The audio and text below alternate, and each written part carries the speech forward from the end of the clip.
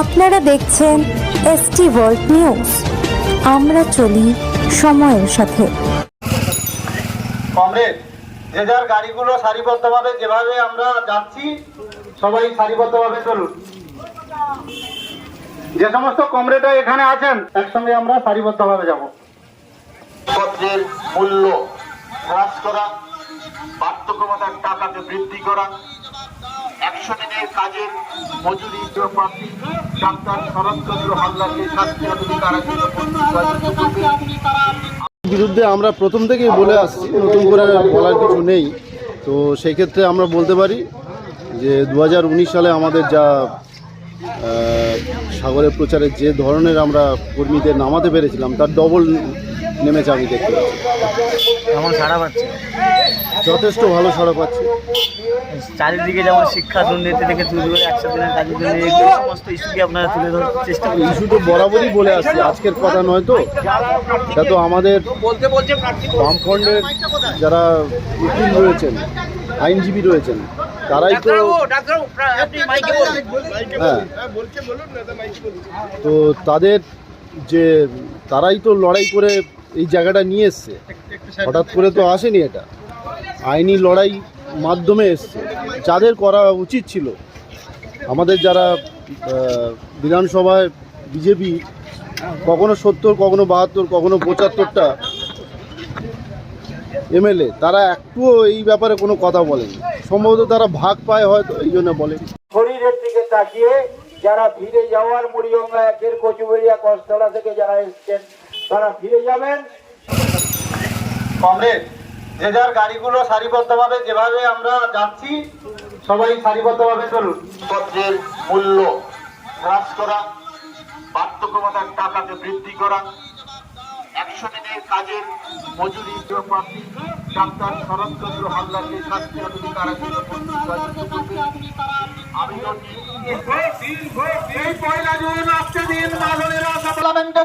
শরৎচন্দ্র হালদারকে কাজকে হাতুড়ি তারা চিহ্নে ভোট দিন, ভোট দিন, ভোট দিন। আপনারা নিশ্চয়ই যারা প্রত্যেকদিন সংবাদপত্র পড়েন কিংবা ইন্টারনেট, হোয়াটসঅ্যাপ, ফেসবুক, বিভিন্ন ধরনের যে সোশ্যাল মিডিয়া আছে সেগুলো ফলো করেন, তারা নিশ্চয়ই দেখতে পাচ্ছেন যে কি পরিস্থিতি চলছে। 2011 সালে আমার পার্টি যখন আমাকে বলেছিল যে চাকরি ছেড়ে ভোটে দাঁড়াতে হবে, আমার সিদ্ধান্ত নিতে খুব সমস্যা হয়েছিল যে ওই সময় চাকরি ছেড়ে একটা নিশ্চিত জীবন থেকে তখন বিধায়ক এমএলএ ভোটে দাঁড়াতে হয়েছিল। 2011 সালে মন্দিরবাজার বিধানসভা দাঁড়িয়েছিলাম। তো সেই সময় আমার বন্ধু বান্ধব যারা ডাক্তার, যারা আমার সহপাঠী ছিল, সবাই আমাকে বলেছিল যে এ খুব ভয়ানক একটা সিদ্ধান্ত নিচ্ছে। এই সিদ্ধান্ত কিন্তু বিশাল ক্ষতি করবে। ক্ষতি আমার হয়নি, আমি বেঁচে আছি, আমি ডাক্তার, আমি বেঁচে আছি, অসুবিধা হয়নি। চাকরি করি না তো কি আছে, কি অসুবিধা? কিন্তু তখন আমরা তখন ভেবেছিলাম যে আমরা যে মমতা ব্যানার্জির হাতে যে আমাদের রাজ্য চলে যাচ্ছে, এই রাজ্য কিন্তু আর ঠিক জায়গায় থাকবে না। আমি এখনো পর্যন্ত বলছি আমার সিদ্ধান্ত ভুল হয়নি, আমি ঠিক সিদ্ধান্ত নিয়েছিলাম। যারা এখনো পর্যন্ত তৃণমূল কংগ্রেসকে ভোট দিচ্ছেন এবং তার সঙ্গে সঙ্গে বিজেপিকেও ভোট দিচ্ছেন, তারা ভাবনা চিন্তা করে দেখবেন, বিচার বিবেচনা করে দেখবেন।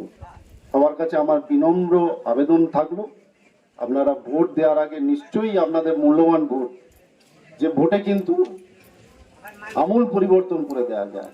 সমস্ত ধরনের যে দুর্নীতি, সমস্ত সেক্টরে দুর্নীতি হয়েছে, সেই দুর্নীতি আমরা আটকাতে পারবো যদি আমাদের মূল্যবান ভোটটা আমরা ঠিক কার্যকরীভাবে আমরা চিন্তা এবং সঠিক মূল্যায়ন করে যদি আমরা ভোটটা দিই। সেজন্য সবার কাছে আবেদন রইল, ভোটটা দেওয়ার আগে একটু ভাববেন। আমরা রাস্তায় আছি, আমরা রাস্তায় নেই এমনটা নয়, সবাই দেখছে। শুধু আমরা মিডিয়াতে নেই, মিডিয়া টিভি, রেডিও, ইন্টারনেট দেখবেন ভয়ানকভাবে দুটো পার্টির হচ্ছে ভয়ানক প্রচার। সেই ইলেকশন যে বন্ডটা নেওয়া হয়েছে, সেই ইলেকশন বন্ডের টাকায় তারা এই ধরনের প্রচার করে বেড়াচ্ছে। তো আমরা মানুষের টাকা নিয়ে প্রচার করছি, আমাদের ফান্ডের অভাব রয়েছে, কিন্তু আমাদের উদ্যমের অভাব নেই, আমাদের চেষ্টার কোনো গাফিলতি নেই। আমাদের কমরেডরা মাথা উঁচু করে সিদ্ধারা সোজা করে কিন্তু এগিয়ে চলেছে। আশা করি আপনারা পাশে থাকবেন, এই কথা বলে আমার কথা রয়েছে। তো নতুন খবরের আপডেট পেতে আমাদের চ্যানেলটি সাবস্ক্রাইব করুন এবং বেল আইকনটি প্রেস করুন।